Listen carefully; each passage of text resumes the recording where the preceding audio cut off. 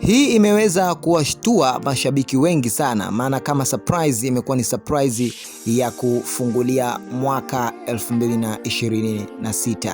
Tumeshuhudia top A artist ya asilimia kubwa wengi wameingia kwenye ndoa, na kama si ndoa basi wengine wana permanent relationship ambazo zinakaribia kuingia kwenye ndoa. Alibaki msanii Rayvanny ambaye tunafahamu alikuwa kwenye mahusiano na Fahima, na tuliona jinsi ambavyo walivyoweza kupishana, lakini baadaye wakaweza kuwekana sawa, wakarudiana, ila hatukuona ile love situation kama ambayo walikuwa nayo mara ya kwanza ama miaka hiyo kadhaa iliyopita. Sasa picha hizi zimeweza kuwashangaza mashabiki kwa namna moja ama nyingine, kwa sababu hizi picha zimeonyesha Rayvanny akifunga ndoa, na ndoa hii Rayvanny yuko na mwanamke mwingine tofauti na Fahima.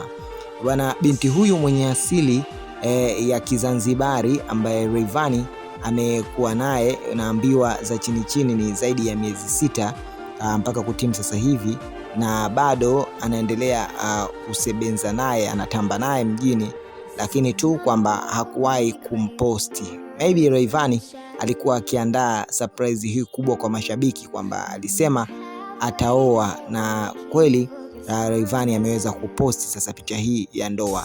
Kitu ambacho mashabiki wengi kinawavuruga akili ni kwamba hajajulikana mwafaka wa Rayvanny pamoja na Fahima utakuwaje ama umekuwaje na nini kimetokea, kwa sababu Vanny Boy na Rayvanny tayari ni wazazi, wana mtoto mmoja, na tuliweza kuona wakiwa sawa mara ya mwisho, kama nilivyokuambia, waliweza kusuluhisha na wakarudiana. Sasa ghafla imeonekana kama Vanny Boy Rayvanny amezama kwenye penzi zito la mtoto huyu wa Kizanzibari ambaye ndiye mpenzi wake mpya kwa zile chini ya kapeti zinazoendelea kuzungumzwa. Sasa ni kipi chanzo na ni kipi kimesababisha Rayvanny maybe kutoweza kuendelea na Fahima? Kwa sababu Fahima ni miongoni mwa wanawake ambao Rayvanny kiukweli alikuwa akijivunia sana. Kwanza hayuko kwenye skendo wala kiki za mjini, ni mwanamke ambaye yuko very focused, amesimama kwenye kufanya biashara zake mbalimbali. Hii yote inafanya mwanaume anakuwa anaamini na kumvumilia mwenzo wake, hasa pale panapokuwa na shida ndogo ndogo. Lakini pia Fahima ni mwanamke mvumilivu sana. Mara nyingi watu wamekuwa wakimuita Fahima kama king'ang'anizi kwa Rayvanny, japokuwa yeye mwenyewe Fahima anajiweza na ni boss, ana maduka zaidi ya 3 ya fashion.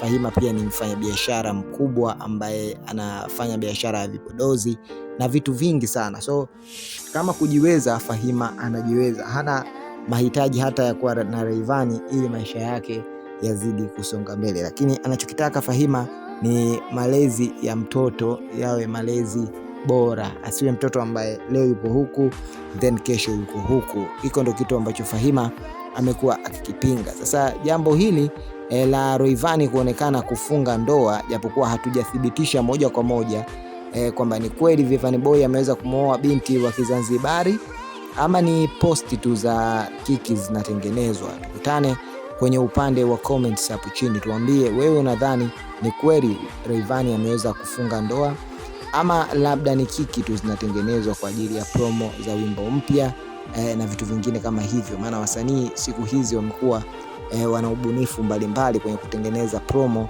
za ngoma zao. Mwingine utakuta anatengeneza kiki ya harusi, mwingine hiki, mwingine kile. So usisahau kusubscribe, kulike pamoja na kushare.